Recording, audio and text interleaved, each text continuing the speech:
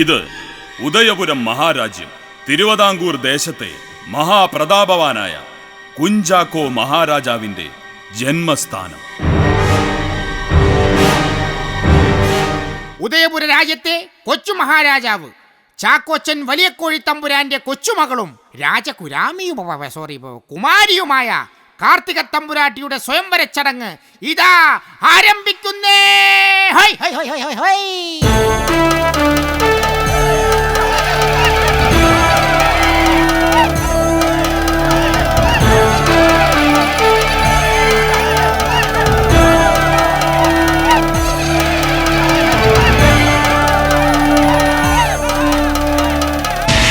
ഉദയപുര മഹാരാജാവ് ചാക്കോച്ചൻ വലിയ കോഴി തമ്പുരാൻ ഇതാ എഴുന്നേറ്റ് മുള്ളുന്നേ പോലെ എഴുന്നള്ളുന്നേ എഴുന്നള്ളുന്നേ എഴുന്നള്ളുന്നേ.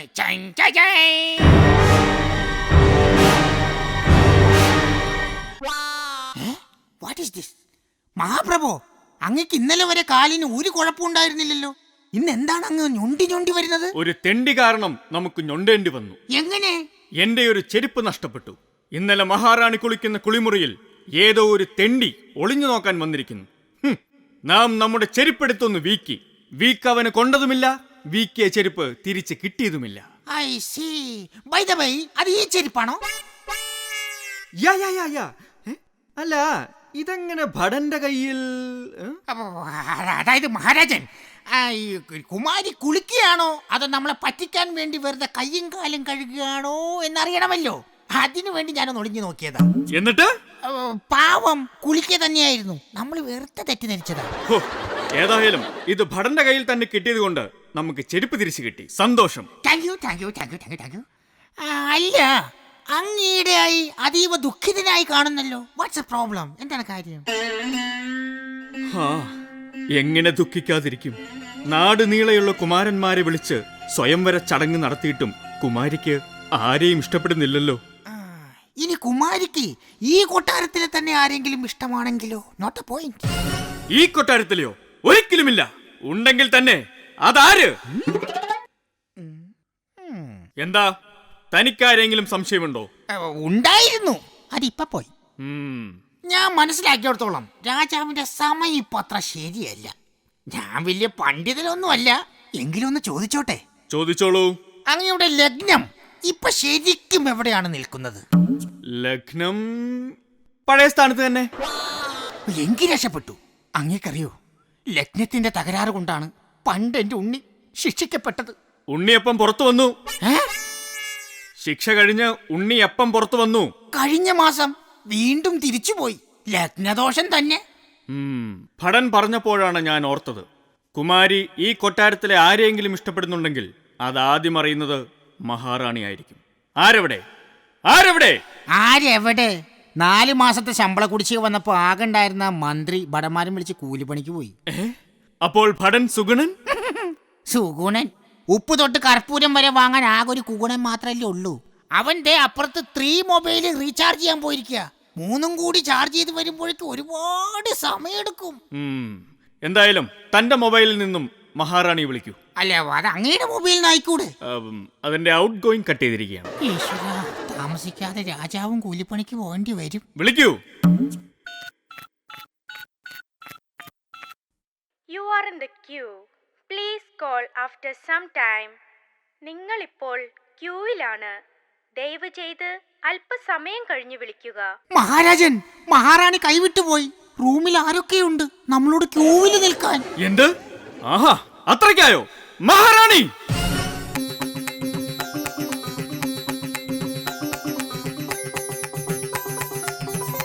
അങ്ങനെ വിളിച്ചോ? അമ്മ വേലി ചാടിയാൽ മകൾ മതിൽ ചാടുമെന്നാണല്ലോ. മനസ്സിലായില്ല. നാം ഇതുവരെ കൊണ്ടുവന്ന എല്ലാ വിവാഹ ആലോചനകളും കുമാരി നിരസിക്കുന്നു. അതിന് കാരണം ഇന്റർനെറ്റ്. ആരാണവൻ? കോടാനുകോടി കന്യകമാരുടെ ചാരിത്രം കവർന്നെടുക്കുന്ന ഭീകരൻ. മഹാരാജാവിനേക്കാൾ വലിയ ഭീകരനോ? നമ്മുടെ മകളെ വശീകരിച്ച് വഴിപിഴപ്പിച്ച ഇന്റർനെറ്റ് എന്ന ഭീകരന്റെ തലയിറക്കുക. മഹാരാജാവിന്റെ കോത്തായത്തിലെ വർത്താനമാണ് ഈ പറയുന്നത്. ഇന്റർനെറ്റ് എന്ന് പറഞ്ഞൊരു കളിയാണ്. അത് കളിച്ചാണ് കുമാരി കൈവിട്ടു പോയത്. കുമാരിക്ക് കളിക്കാൻ എന്തുമാത്രം കളിപ്പാട്ടങ്ങളാണ് നാം വാങ്ങിക്കൊടുത്തത്. എന്നിട്ടും കുമാരിക്ക് മറ്റു കളികളോടാണല്ലോ താല്പര്യം. ഇനി നാം എന്ത് ചെയ്യും പടാ? എടാ അല്ല രാജാവേ, നമുക്ക് മാരേജ് ബ്യൂറോയിൽ ഒന്ന് രജിസ്റ്റർ ചെയ്താലോ? വേണ്ട.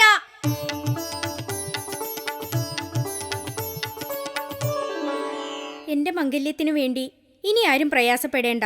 എന്റെ സ്വയംവരം ഞാൻ സ്വയം തീരുമാനിക്കും. അതെങ്ങനെ? അതിനല്ലേ അച്ഛൻ എനിക്ക് കമ്പ്യൂട്ടർ വാങ്ങി തന്നിരിക്കുന്നത്. ചാറ്റിങ്ങിലൂടെ വരിക്കാനുള്ളവരെ ഞാൻ കണ്ടെത്തി കഴിഞ്ഞു. No, this is imposition. എന്ന് വെച്ചാൽ ഞാനിതിനെ സമ്മതിക്കില്ലെന്ന്. നീ കണ്ടെത്തിയ വരന്മാർ മത്സരങ്ങളിൽ പങ്കെടുത്ത് അവരവരുടെ കഴിവ് തെളിയിക്കട്ടെ, എന്നിട്ടാകാം സ്വയംവരം. സമ്മതിച്ചു. പക്ഷേ അവർ അച്ഛൻ ഉദ്ദേശിക്കുന്ന പോലുള്ള യോദ്ധാക്കളല്ല. പിന്നെ മലയാള സിനിമയിൽ തങ്ങളുടേതായ കഴിവുകൾ തെളിയിച്ച വീറും വീര്യവുമുള്ള താരങ്ങളാണവർ.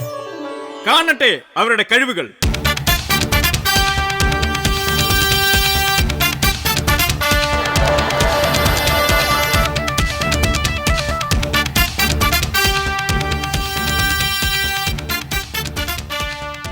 ശബ്ദഗാംഭീര്യം കൊണ്ടും പേഴ്സണാലിറ്റി കൊണ്ടും എന്നെ തോൽപ്പിക്കാൻ മലയാള സിനിമയിൽ ആണായി പിറന്നവരാരും തന്നെ ഇല്ല.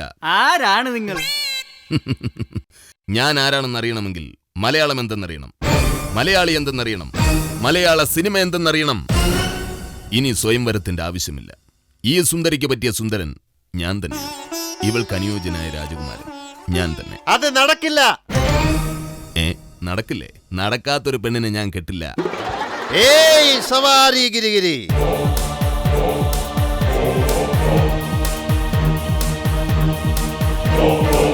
അതിമോഹമാണ് മോനെ, അതിമോഹം. മലയാള സിനിമയിൽ ഞാൻ ജീവിച്ചിരിക്കുന്നിടത്തോളം കാലം ഇവളെ ഒറ്റയ്ക്ക് കെട്ടി ജീവിക്കാമെന്നുള്ള നിന്റെ അതിമോഹം അത് തെറ്റായിരുന്നു എന്ന് തോന്നുമ്പോ നീ വാ, എന്റെ അടുക്കളക്കാരിയെ പിടിച്ച് കെട്ടിച്ചു തരാം ഞാൻ. അവളെ കെട്ടി ഏതെങ്കിലും കുഗ്രാമത്തിൽ പോയി ജീവിച്ച് നിന്റെ ആശ തീർക്കാം, ആഗ്രഹം തീർക്കാം. മലയാളത്തിലെ ഈ മെഗാസ്റ്റാർ ചെറ്റയല്ല. ഈ കാണുന്ന രാജാവും രാജ്യവും രാജ്ഞിയും എല്ലാം എന്റെ ചോര നീരും വേർപ്പുക. മതി, നിങ്ങൾ രണ്ടുപേരും കേമന്മാരാണെന്ന് നമുക്ക് ബോധ്യമായി. ഇനി നിങ്ങൾ നിങ്ങളുടെ കഴിവ് തെളിയിക്കൂ. ആദ്യ മത്സരം ആരംഭിക്കുന്നു. യോഗം. ജയിച്ച് രാജകുമാരിയെ കിട്ടിയാൽ അത് നിങ്ങളുടെ യോഗം, ഇല്ലെങ്കിൽ ഇത് വെറും ത്യാഗം. ഞാൻ റെഡി. ഞാനും റെഡി. അപ്പോൾ ആരംഭിക്കാം. യോഗത്തിൽ ആദ്യം തർക്കശാസ്ത്രം തുടങ്ങട്ടെ.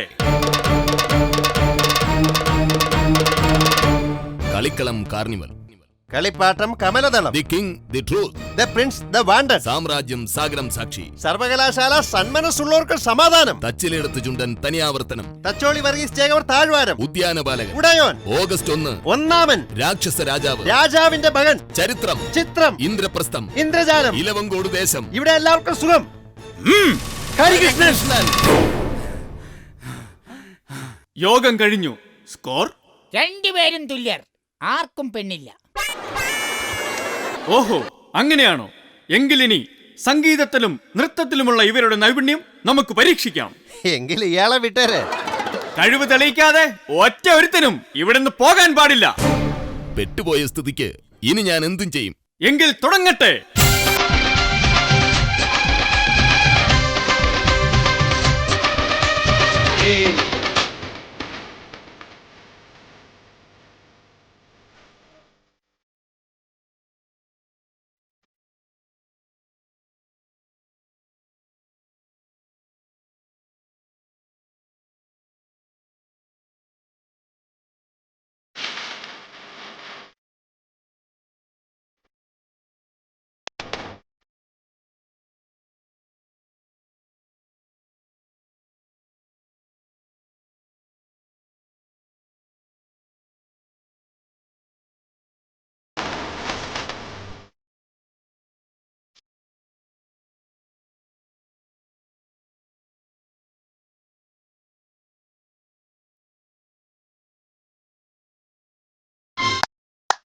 സമ്മതിച്ചിരിക്കുന്നു, സമ്മതിച്ചിരിക്കുന്നു.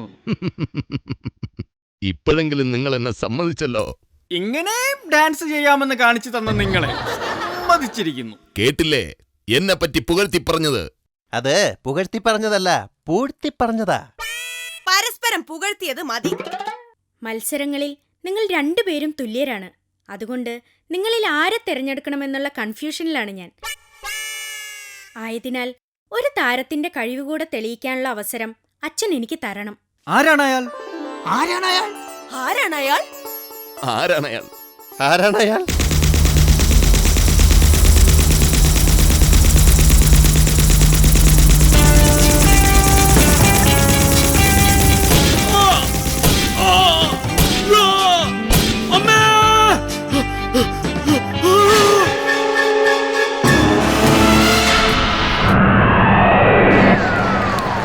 നിങ്ങളിപ്പോൾ കണ്ടത് ഈ ജയൻ കുഞ്ഞിന്റെ ഒരു സാമ്പിൾ മാത്രം. അച്ഛാ, പറഞ്ഞാ വിശ്വസിക്കില്ല. ചാറ്റിങ്ങിലൂടെ ഞാൻ കണ്ടതാ. 5 കൊല ചെയ്തിട്ടുള്ള വീരനാണ് ഇദ്ദേഹം. ഇവനോ? ചിരിക്കണ്ട. പൊക്കമുള്ള മണ്ടയില്ലാത്ത കൊന്ന തെങ്ങിനേക്കാൾ നല്ലത് കൊലക്കണ കുഞ്ഞിത്തയ്യാണ് രാജാവേ. അല്ല, കുമാരൻ ആരെയൊക്കെയാണ് കൊന്നിട്ടുള്ളത്? 2 എലിയും 3 പാറ്റയും. ആഹാ, ഇതെങ്ങനെ സാധിച്ചു? എലിയെ എലിക്കണി വെച്ച് കൊന്നു, പാറ്റയെ പാറ്റാ ഗുളിക വെച്ച് കൊന്നു. എന്നിട്ട് തനിക്ക് വല്ലതും പറ്റിയോ? ഇതിൽ കൂടുതൽ എന്ത് പറ്റാൻ? ചുരുക്കി പറഞ്ഞാൽ ഇവൻ ചാറ്റിങ്ങിലൂടെ കുമാരിയെ ചീറ്റ് ചെയ്തു. പരിഹസിക്കണ്ട. നിങ്ങൾക്ക് ചെയ്യാൻ കഴിയാത്ത പലതും ഈ പൊക്കം വെച്ചുകൊണ്ട് എനിക്ക് ചെയ്യാൻ കഴിയും. എന്നാലൊന്ന് കാണട്ടെ. കാണിക്കടാ ഞാഞ്ഞൂലേ. ഏയ് രാജാ, ഞാനിപ്പോൾ ചെയ്യാൻ പോകുന്ന കാര്യം ഈ കാർക്കോടകന്മാർക്ക് ചെയ്യാൻ സാധിച്ചില്ലെങ്കിൽ ഈ സുന്ദരിയായ കുമാരി എനിക്ക് സ്വന്തം. ഞാൻ ഉറപ്പു തരുന്നു. കാണിക്കൂ. പെട്ടെന്ന് കാണിക്കൂ കുമാരാ. Kumari, catch me.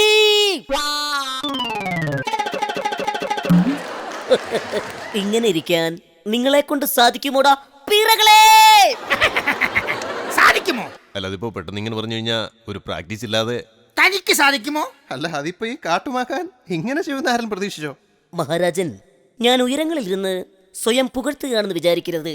കുമാരിക്കിപ്പോൾ ഒരു വെടിക്ക് 2 പക്ഷികളെയാണ് കിട്ടിയിരിക്കുന്നത്. മനസ്സിലായില്ല. ഭർത്താവിന് ഭർത്താവുമായി, ഒക്കത്ത് വെച്ച് താലോലിക്കാൻ ഒരു കൈക്കുഞ്ഞുമായി. ഹാപ്പി ആയില്ലേ?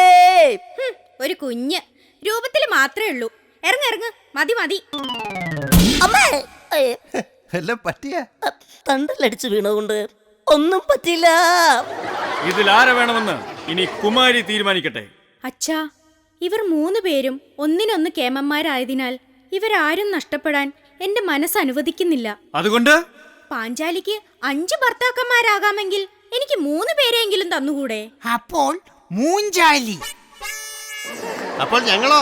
പഞ്ചപാണ്ഡവന്മാരെ പോലെ ഇനി നിങ്ങൾ അറിയപ്പെടാൻ പോകുന്നത് മൂഞ്ചപാണ്ഡവന്മാർ എന്നായിരിക്കും. വിശ്രമിച്ചോളൂ. അസിസ്റ്റന്റായി 2 പാപ്പാന്മാരെ കിട്ടിയ സ്ഥിതിക്ക് ഇനി മുതൽ ഞാനായിരിക്കും ഇവളുടെ 1ാം പാപ്പാൻ. നടക്കാൻ.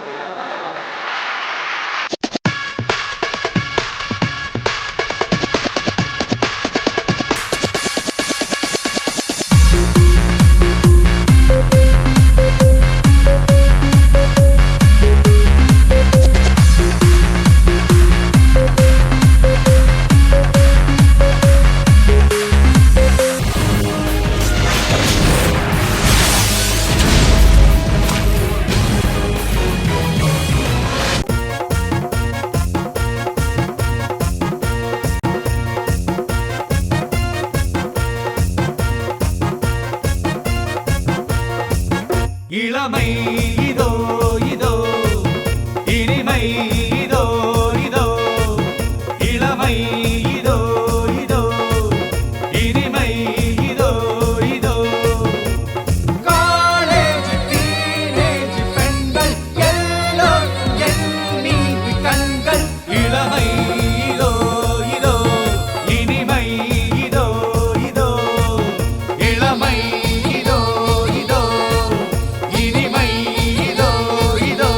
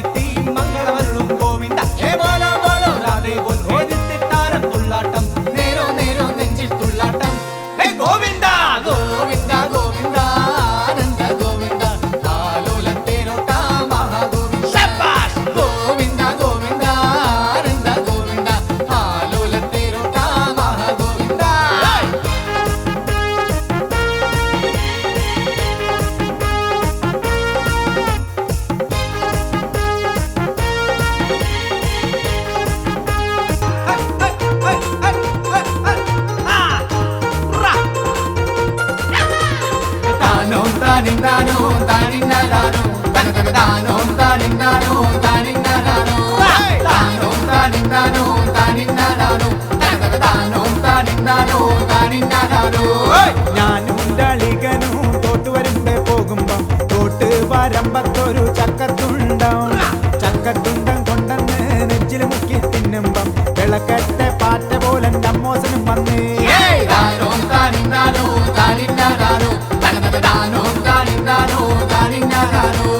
വെള്ളക്കാരൻ കൊച്ചും കാക്കള് വല്ലാത്തൊരു സൂത്രക്കാരൻ തേത്ത പോലൊരു ദീപണ്ടല്ലേ ഊകിപ്പായണത്.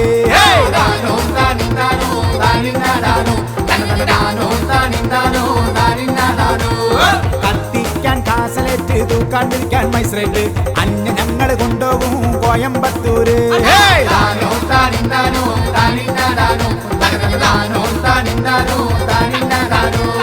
പാട്ടുപാടാൻ അറിയില്ലെങ്കി പറഞ്ഞൂടെ, അങ്ങനെ പാതിരക്ക് വന്നിരുന്ന് ചൊറിഞ്ഞൂടെ.